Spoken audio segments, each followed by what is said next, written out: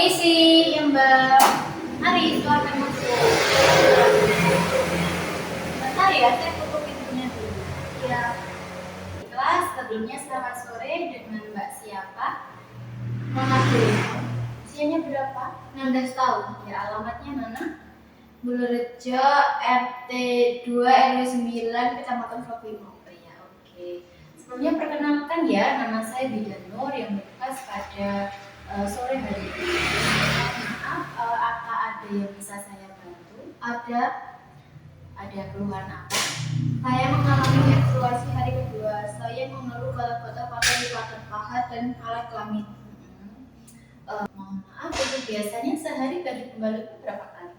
2 sampai 3 kali sehari. Oke, iya. Ini saya ukur hasil vital sign-nya ya. Ini dari tensi ini 110 ke 70. Normal, jadi pembalutnya 2 sampai 3 kali sehari ya. Iya.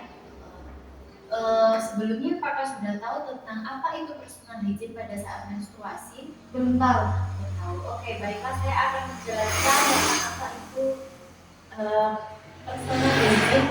Ya, baiklah, saya akan menjelaskan faktor-faktor yang mempengaruhi perilaku pada saat menstruasi. Yaitu yang pertama adalah citra tubuh atau penampilan. Penampilan umum pada seseorang ini dapat menggambarkan hijin pada orang tersebut. Yang kedua yaitu praktek sosial. Kelompok-kelompok sosial dapat mempengaruhi perilaku hijin. Ada anak-anak yang selalu dimanja dalam hal kebersihan diri, maka kemungkinan akan terjadi perubahan perilaku hijin. Yang ketiga yaitu tingkat ekonomi. Tingkat ekonomi seseorang mengaruhi jenis dan tingkat faktor kebersihan yang digunakan. Personal hygiene memerlukan alat dan bahan seperti sabun, pasta gigi, kemudian sikat gigi, sampo, dan alat mandi yang memerlukan uang untuk menyediakannya. Yang keempat yaitu pengetahuan tentang menstruasi. Pengetahuan yang baik akan mempengaruhi perilaku kesehatan. Karena dengan ketidaktahuan, maka perilaku kesehatan tidak diterapkan dengan benar dan akan menimbulkan penyakit saluran reproduksi. Yang kelima yaitu tentang faktor budaya. Kepercayaan budaya seseorang dan nilai pribadi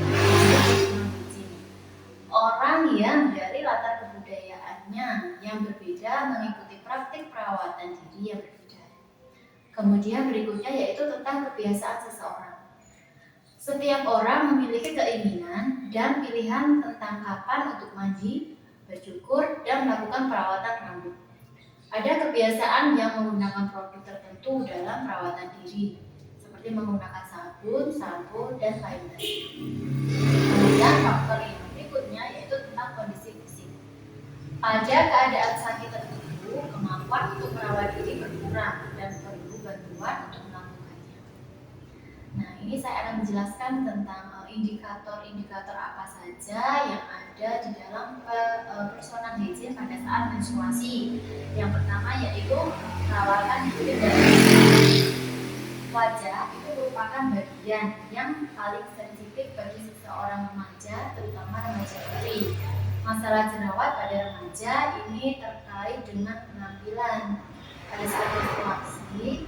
Dia dari kelenjar sebaskus itu akan meningkat sehingga produksi keringatnya juga meningkat. Kemudian indikator yang kedua yaitu kebersihan rambut. Menjaga kebersihan rambut itu sangat penting karena pada saat menstruasi itu kulit kepala telah berminyak dan berkeringat sehingga akan memudahkan timbulnya ketombe dan mikroorganisme yang lain. Kebersihan rambut terutama pada rambut genitalia pada saat menstruasi juga penting untuk dijaga. Hindari membersihkan bulu di daerah kemaluan dengan cara mencabut, karena jika membersihkan rambut di daerah kemaluan dengan cara dicabut, ini dapat menimbulkan lubang pada bekas bulu kemaluan sehingga akan menjadi jalan masuk ke bakteri, kuman, dan jamur. Selanjutnya dapat menimbulkan iritasi dan penyakit kulit. Kemudian indikator yang ketiga yaitu kebersihan tubuh dan organ genital. Udara yang panas cenderung lembab dan berkeringat. Keringat ini membuat tubuh kita lembab, terutama di bagian tubuh yang tertutup dengan lipatan-lipatan. Terus kemudian ini yang akan menyebabkan bakteri akan mudah berkembang biak dan menimbulkan bau yang tidak sedap dan juga menimbulkan penyakit. Kebersihan tubuh pada saat menstruasi ini juga sangat penting diperhatikan. Cara membersihkan juga harus diperhatikan ya. Yang terbaik adalah membasuh dengan air bersih dan melakukannya dengan teknik yang benar. Kemudian indikator yang keempat adalah kebersihan pakaian sehari-hari. Mengganti pakaian setiap hari sangatlah penting karena pakaian dalam. Menggunakan pakaian dalam yang kering dan menyerap keringat, seperti misalnya bahan yang terbuat dari katun atau kaos ya. Kemudian memakai celana yang terlalu ketat sebaiknya dihindari karena hal ini menyebabkan kulit susah bernafas dan akhirnya bisa menyebabkan daerah kewanitaan menjadi lembab dan iritasi. Pilihlah pembalut yang bersih, tidak berwarna, tidak mengandung parfum, dan daya seratnya tinggi, sehingga tetap merasa nyaman selama menggunakannya. Apabila di permukaan pembalut telah ada gumpalan darah, segera ganti pembalut. Terus kemudian tindakan apa saja yang harus dilakukan personal hygiene pada saat menstruasi? Yang pertama yaitu mencuci muka 2-3 kali untuk mencegah timbulnya jerawat. Terus kemudian mencuci rambut atau keramas minimal 2 hari sekali. Kemudian yang ketiga, mandi yang bersih minimal 2 kali dengan menggunakan sabun mandi. Kemudian kukunya juga dipotong. Kemudian mencuci tangan dengan menggunakan sabun dan air mengalir ya, terutama sesudah memegang genitalia. Kemudian setelah itu membersihkan genitalia dengan menggunakan air bersih. Tidak menggunakan cairan antiseptik dapat untuk saat membersihkan genitalianya. Jadi tidak perlu menggunakan sabun atau antiseptik pada saat membersihkan genitalia.